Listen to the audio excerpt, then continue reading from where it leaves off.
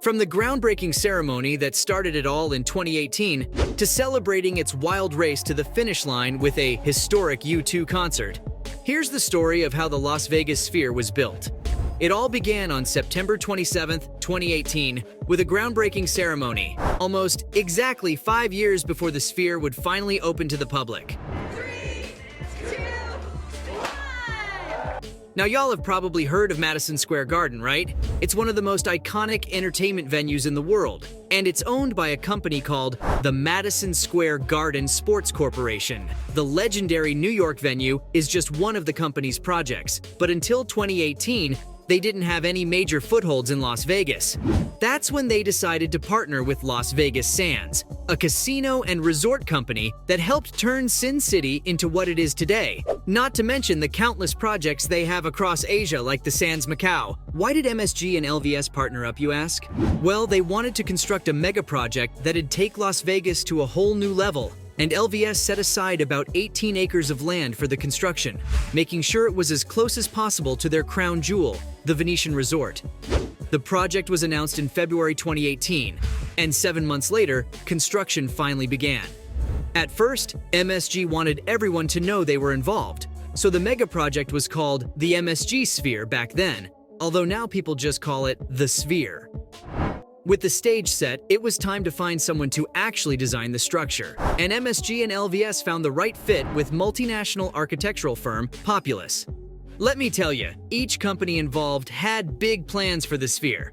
It was designed to seat around 18,600 people, for starters, and future audiences were in for a real treat, because the Sphere was meant to give them the most immersive audiovisual experience of all time. Like, the interior walls formed the biggest LED screen in the world, and the designers weren't trying to cut corners either, because the screens offer 16K resolution. And I haven't even mentioned the audio yet. Sound is a big part of creating an immersive experience, so Populous decided to go all out. The speakers use all sorts of cutting-edge tech to make you forget the outside world. I'm talking beamforming, wave-field synthesis, and a whole bunch of other fancy words I won't pretend to understand. To top that off, the Sphere's exterior is made up of 580,000 square feet of LEDs too, and they've been used to turn the Sphere into an eyeball, the surface of Mars, and all sorts of other visuals that took the internet by storm. The point is, the Las Vegas Sphere was meant to be a game changer from the get-go, which is why MSG was willing to invest $1.2 billion into the project. Now you might be wondering, why would they pour so much cash into, like, a big old ball in the desert? There's a lot to unpack there, but just to kick things off, Las Vegas is one of the top 10 tourist destinations in the world. Yup, even the Big Apple struggles to compete with the Neon City, and the fact that a city in the Nevada desert can go toe-to-toe with America's cultural capital is insane. About 88,000 tourists visit Vegas every single day, and in 2022, the city raked in just under $80 billion from tourism revenue. That's like a 25% increase since 2019, by the way, so Vegas got through the pandemic just fine, and any company looking to make a buck would want a piece of the pie. The thing is, Vegas is mostly known for gambling. Sure, it's got plenty of other options to explore, but when you think of Vegas, casinos are the first thing that comes to mind. And that's something the city's looking to change. Look, there's nothing wrong with hitting the tables to blow off some steam, but Vegas needed to improve its image as a family-friendly tourist destination.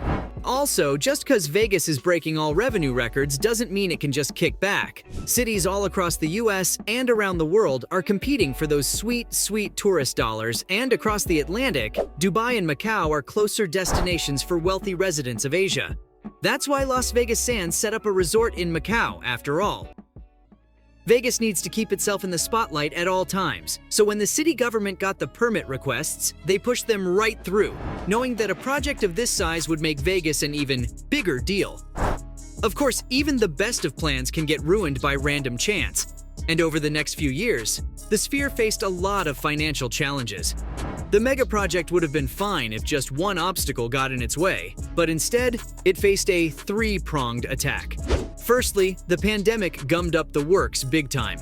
On March 31st, 2020, MSG was forced to halt construction on the project because the government would have fined the hell out of them if they kept going. Even so, the delay itself cost the developers millions. In 2021, two other horses entered the race, or more like horsemen of the apocalypse, because they threatened to leave the project dead in the water. I'm talking about the two biggest problems facing the world right now: inflation and the supply chain crisis. I know. Just hearing these words has probably got y'all yawning already, but trust me, they're a big deal, especially when it comes to the sphere. Inflation basically made everything more expensive, from equipment to material to labor. And because the global supply chain started coming to a standstill in 2021, they couldn't even get what they needed in time, even if they paid the higher prices. Oh, and while all of this was going on, something absolutely tragic happened behind the scenes. On January 11th, 2021, Sheldon Adelson, founder and CEO of Las Vegas Sands, passed away. He'd been struggling with a lymphoma since 2019, basically since the project began construction. And once he passed, the company was rocked to the core. The pandemic had hit Las Vegas Sands pretty hard, and the company's revenue completely dried up in 2021. With no money coming in, Las Vegas Sands lost nearly $1 billion in 2021's second quarter, and the loss of the founder and CEO left the company reeling. For a second, it seemed like the sphere would never see the light of day. But luckily, the juggernaut investment firm, Apollo Assets Management, was able to save the day. This New York company manages about $500 billion worth of assets, so when Las Vegas Sands needed a bailout, stepping in to buy up their operations was no big deal. As for the land, a real estate investment trust called VC Properties scooped it up, and they had no problem with Apollo and MSG moving ahead with the sphere. MSG had a powerful new ally, so even though they were getting squeezed from all sides, there was hope that Vegas would get its sphere after all. Now, remember that $1.2 billion price tag? Sounds pretty high, right? Well, in the end, the sphere ended up costing nearly twice that amount. The final cost was estimated to be $2.3 billion, making the Sphere the most expensive entertainment venue in the city. In case you're wondering where all that money went, the Sphere is truly a modern wonder of the world, and making something of that magnitude will cost you a pretty penny. Like, about a year after construction began, the developers brought in the fourth biggest crane in the world just to pick up construction materials. The bill for the 600-foot crane was just one out of the countless crazy expenses. But after all was said and done, the Sphere finally opened its doors on September 29, 2023, ending its wild sprint to the finish line with a historic concert by U2. Just imagine Bono, Edge, Adam and Larry standing on a stage surrounded by high-resolution LEDs and singing songs from Achtung Baby. That was what greeted thousands of spectators that attended the Sphere's launch ceremony, and it was just the first of a planned 25 concert residency by U2 that'll conclude in December 2023.